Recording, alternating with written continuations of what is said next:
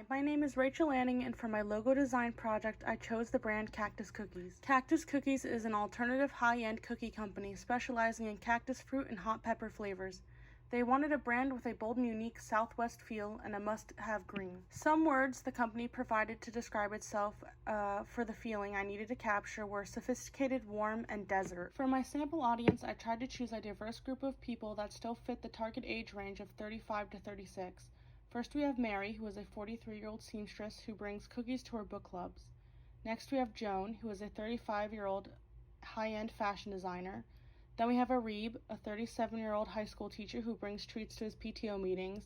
Lastly, we have Marcus, a 52-year-old surgeon who loves to give gifts to his recovering patients. For my inspiration, I chose images that reminded me of the desert and Southwest, along with warm spices. These are my competitor logos, all of which are successful in their own right, however would be way too busy for a simple, sophisticated design, which is where I knew I wanted to take Cactus Cookies. For my display font, I immediately knew I wanted to go with script, as that seemed like it would create a feeling of luxury. In the end, I chose Adorn Garland as my font because when I tested all of my fonts, that one seemed like the most aesthetically pleasing while also staying readable. Then for my info level fonts, I chose ones that were very easy to read, as this is super important when trying to convey what a product is and about. I chose 72 small caps because it seemed a step above the rest visually, while still being able to read from afar and when small. Next we come to my icon sketches. The ones you see here aren't the originals. In fact, it took me about 3 times this amount to come up with something I liked. I landed on number 5, the cow skull, number 10, the Southwest inspired pattern, and number 11, the sun. From there, I tested out all 3 logos with all of my fonts, tweaking and adjusting things until they felt they were right.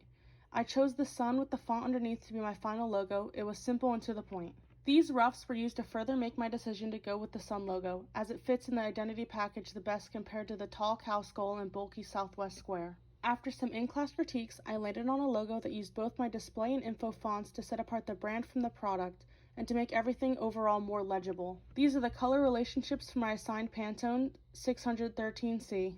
I then created a colored logo including my assigned Pantone and a shade darker for the text. At this point, I was really seeing my vision come together. Now that I knew 2 colors that would be in my scheme, it was very easy to come up with 3 more.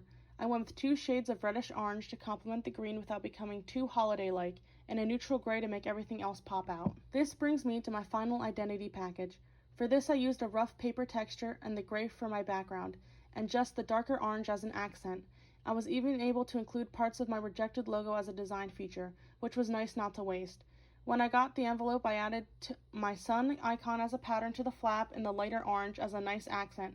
Overall, I feel this was very successful and flows nicely when placed in a full 3D mock-up. Lastly, every good store-bought cookie comes in a great package, and I took direct inspiration from my identity package, so that if the company were to decide to send over everything including a free sample, it would be very consistent. However, just in case for my other 2 package tests, I tried mixing up the color placement. In the end, I still felt like my first design fit the best.